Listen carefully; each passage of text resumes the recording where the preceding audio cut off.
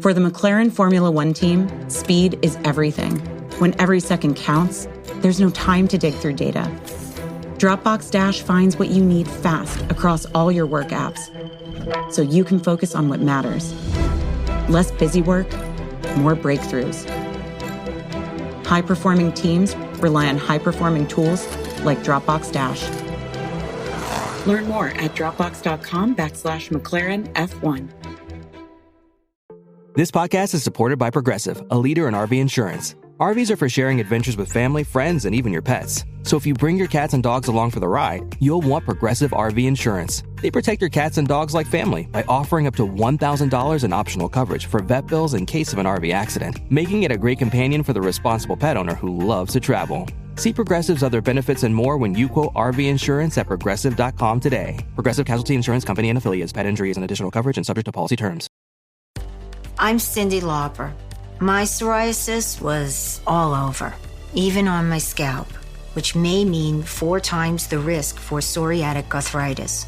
But Cosentyx works on both. Cosentyx secukinumab is prescribed for adults with moderate to severe plaque psoriasis 300 milligram dose and adults with active psoriatic arthritis 150 milligram dose. Don't use if you're allergic to Cosentyx. Before starting, get checked for tuberculosis. An increased risk of infections and lowered ability to fight them may occur, like tuberculosis or other serious bacterial, fungal, or viral infections. Some are fatal. Tell your doctor if you have an infection or symptoms like fevers, sweats, chills, muscle aches, or cough, had a vaccine or plan to, or if inflammatory bowel disease symptoms develop or worsen. Serious allergic reactions and severe eczema-like skin reactions may occur. Learn more at Cosentyx.com or 1-844-COSENTYX. Ask your doctor about Cosentyx.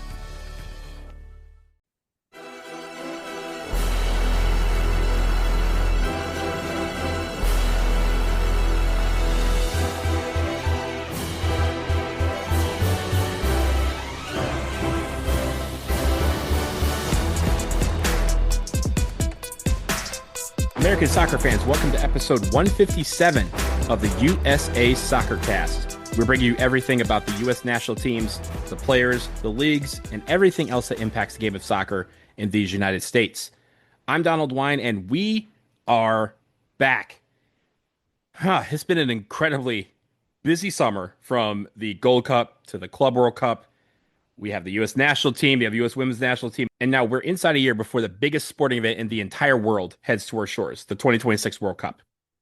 It's now firmly on the horizon, and now we're starting to get into it. And as we get deeper into the year, I have some ideas on things that we can do with the show to get us all ready for that tournament.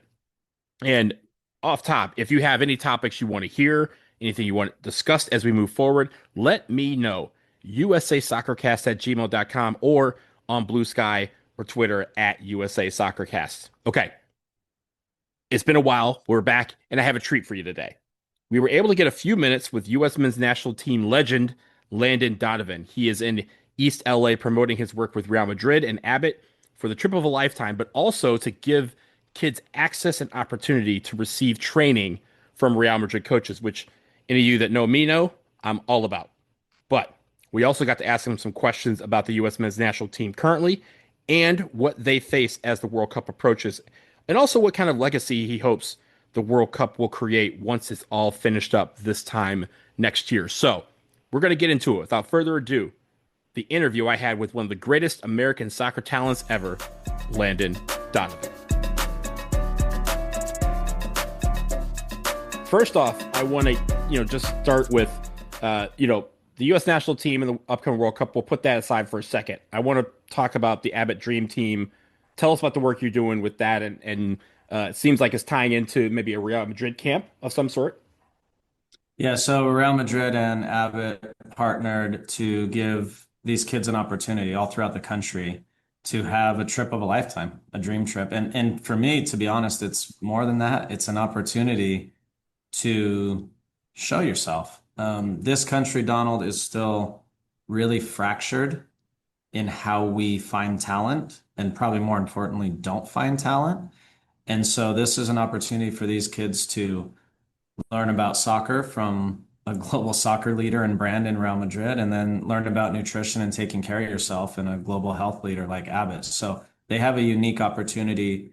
And and they probably take the soccer side more serious initially, but I think our job is also to help them understand that how you take care of yourself is really important. And not only now, but for your life, whether you're a professional soccer player or not, it's a good idea to take care of yourself.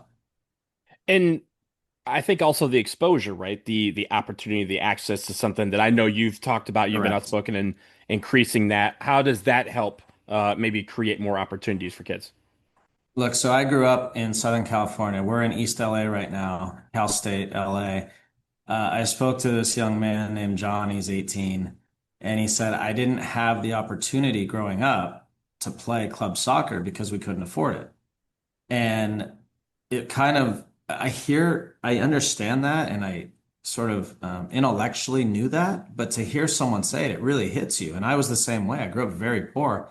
And but for someone paying for all the fees and driving me around Southern California, I wouldn't have made it. I wouldn't be sitting here today. And so it was really interesting to hear him speak about that and how we're still missing out on potential talent and talented young men and women who can really help us. And I think we have to figure out a way to get that right. And this is a very small opportunity, right? It's probably a few hundred kids across the country who have the opportunity, but it's a little bit eye-opening, and I hope this is a proof of concept that continues to grow because this is something we need to address for sure. Absolutely. And I, for one, am all about increased access, increased opportunity. My godson is 6 and is what I think he's going to do a Real Madrid camp of some sort. So getting these chances for them on the field to both have fun, but also learn what it takes. I really appreciate you being at the forefront of that. I want to shift gears to the national team. Obviously, on your podcast on Fox, you've been outspoken about what the team needs to do to get to where it needs to be. The World Cup's coming to our shores in less than a year. So let's start with that. What do you think are the most important things facing the national team and individually the players over the next 11 months?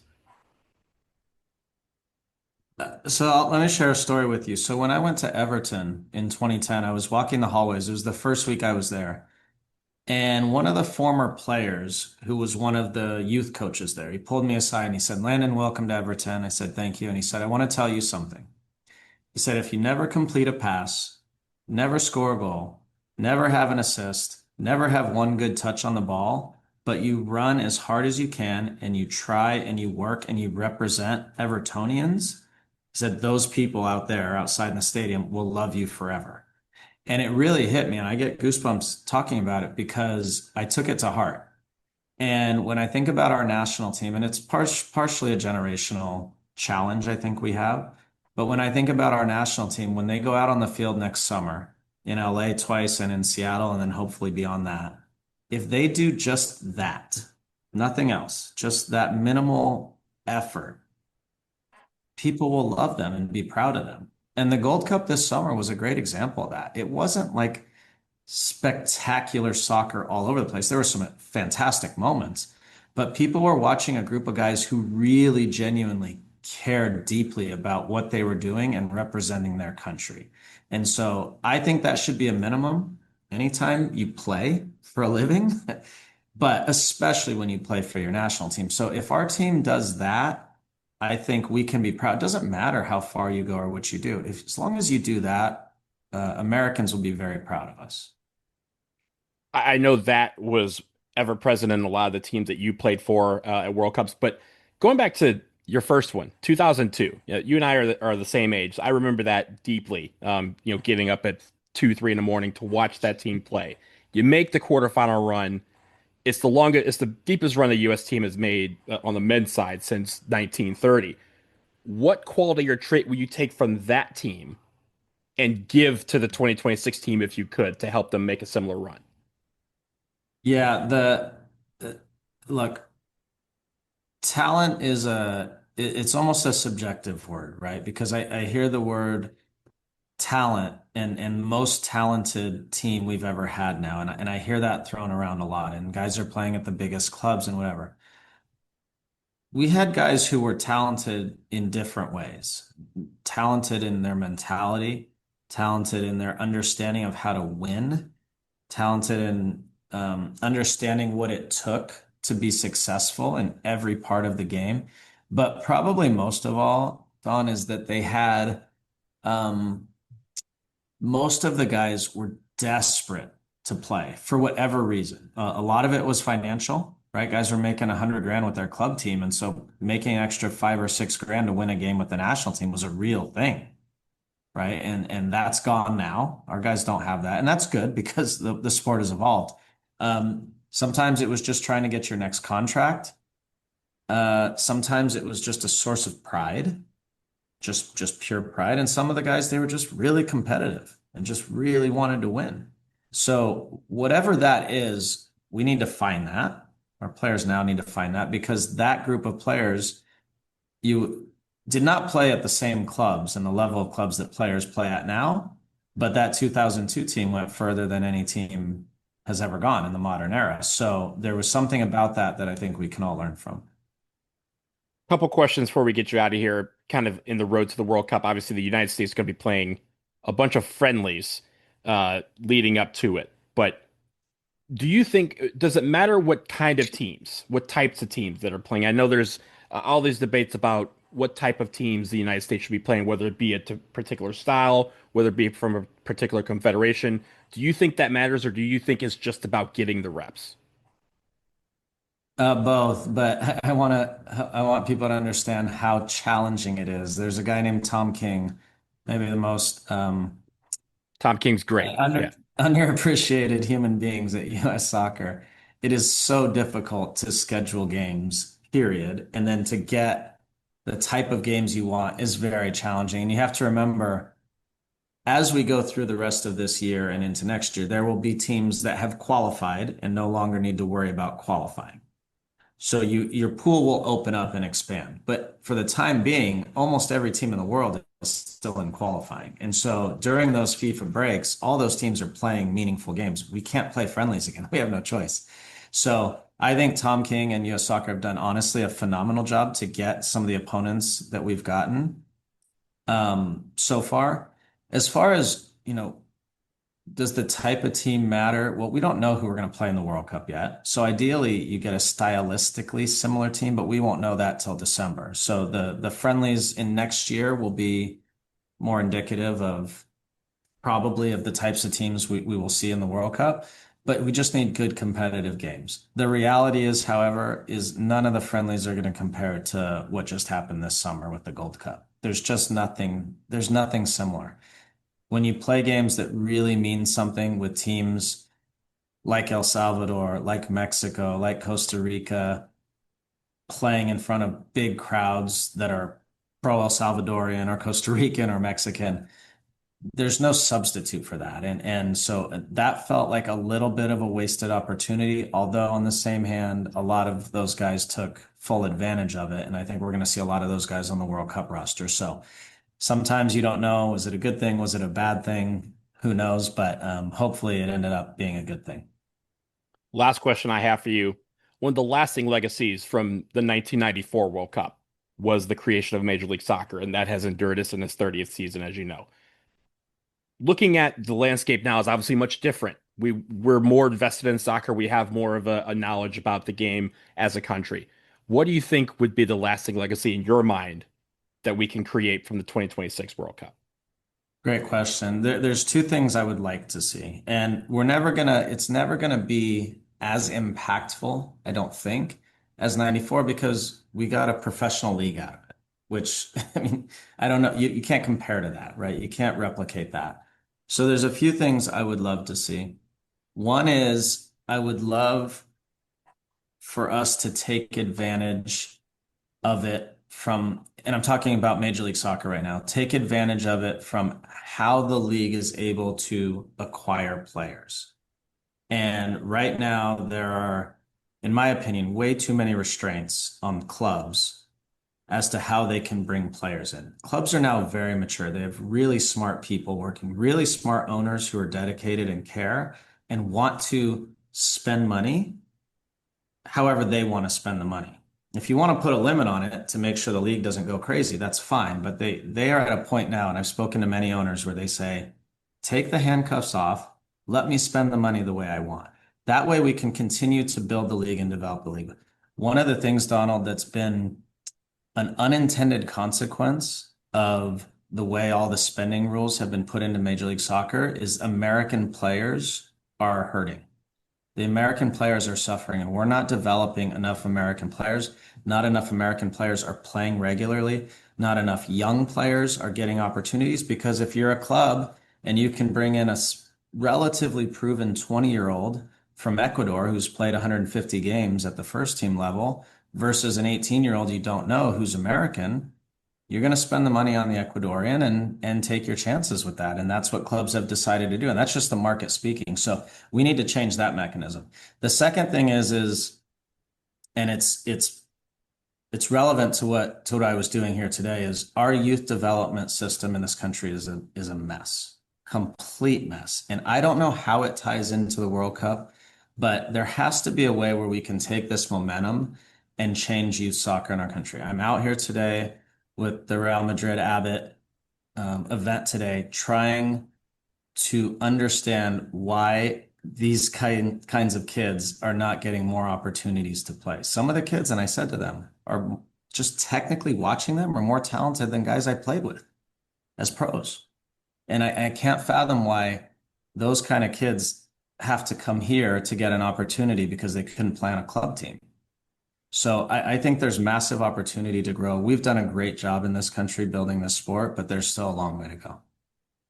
Well, I think those foundations are obviously something that maybe the 26th World Cup will allow more investment to come in and get into the root of how we build a soccer nation from the ground up, as opposed to taking the talents that we already have. Landon Donovan, the legend, and also the guy who's given me the best compliment on a soccer field when we played together and you said that I played great.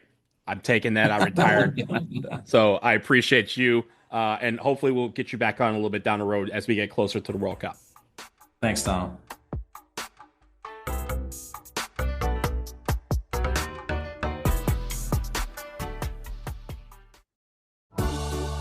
Back to school season means new schedules, supplies, and carpool rides. It's a lot. Ollie helps you prioritize your wellness in the chaos of getting the kids back to class. How about a daily multi to support your immune system? There's one for mom and dad.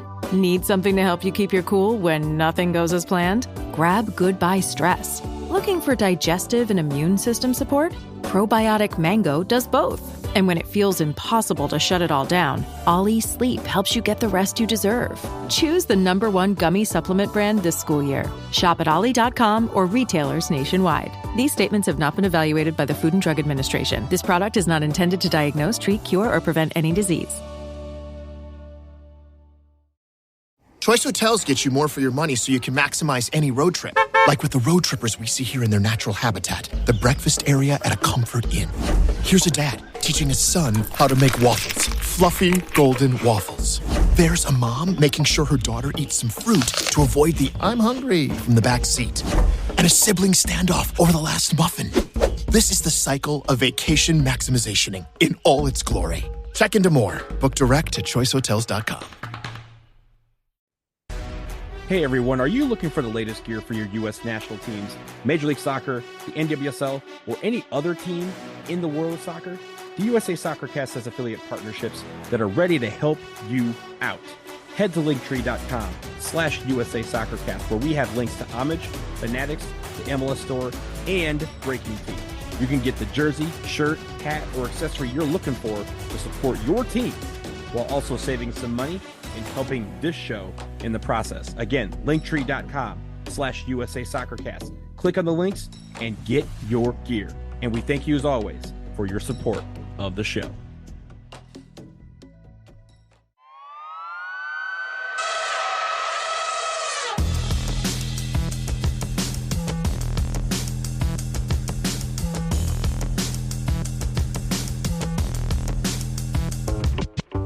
We are back, and once again, many thanks to Landon Donovan for taking the time to speak on his partnership with Real Madrid and Abbott, as well as his thoughts on what the men's national team faces over the next 11 months.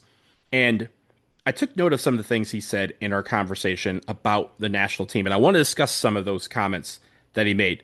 I honestly could have spent all day with Landon and not even touched the surface of everything that I wanted to discuss with him, but we only had a few minutes with him, and so I was appreciative of the time that we were able to have.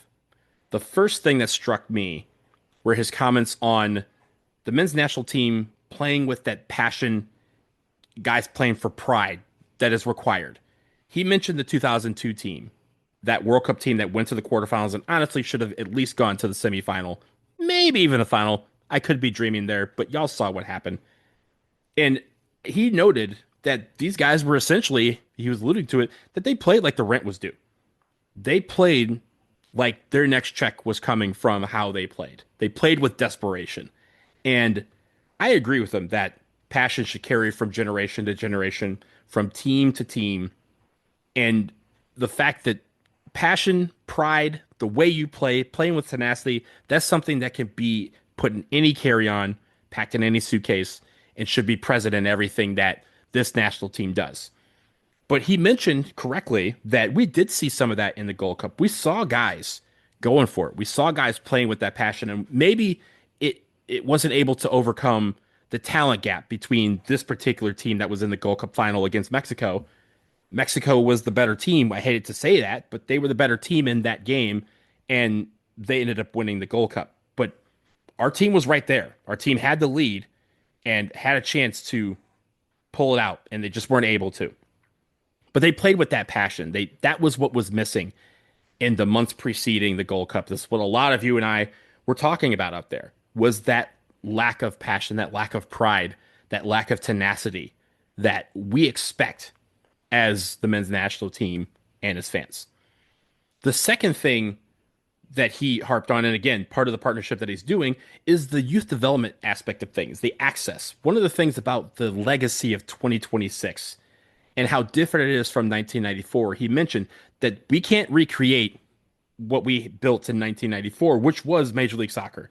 We're not going to create a new league that's going to transform everything, but we can take note of the things that need to change and work on changing them. Put the investment into the places that we need to keep producing great soccer talent. And part of that is on the youth development level. Getting those opportunities, opening those doors, creating the access. That's what some of these academies are built to have. That's what some of these teams are trying to do in their local communities. Again, you even have, people partnering with the biggest club in the world in Real Madrid and bringing them over here so that they can see that American talent would be something that they could use on the next level. Maybe one day we see an American male playing for Real Madrid. I would love that.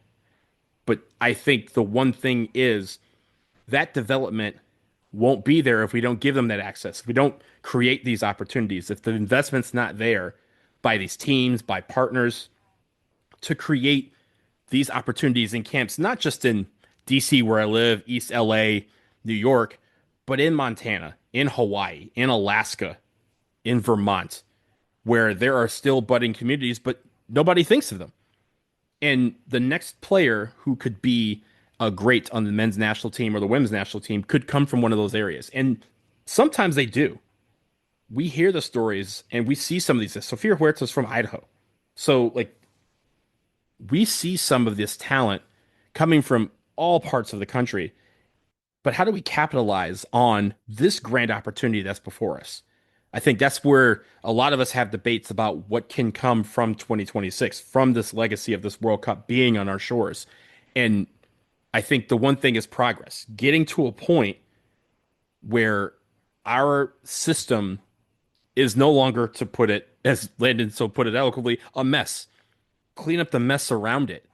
And yes, we have different ways of how that goes and how we can get to that point. But I think we all want the progress to continue beyond the end of the World Cup this time next year. So I really thank Landon for taking the time to join me. Again, we got to, wax poetic about the times we played soccer together. I say times, one time. But I will take that to my grave, as he is the best player who has ever said that I played good at soccer. So I'll take that to the bank every single time. We will leave it here on episode 157 of the USA Soccer Cast. Thank you so much for listening. Remember, you can find us on Blue Sky, on Twitter, and YouTube. Follow us on all of those platforms at USA Soccer Cast. Subscribe, rate, and review our shows. It helps us get in front of new people and is greatly appreciated. Tell your friends about us. And finally, check out our affiliate links and our stimulus store We have everything you need to watch the beautiful game and follow your teams, and they also help support this show in the process. We'll talk to you again soon, y'all. Peace.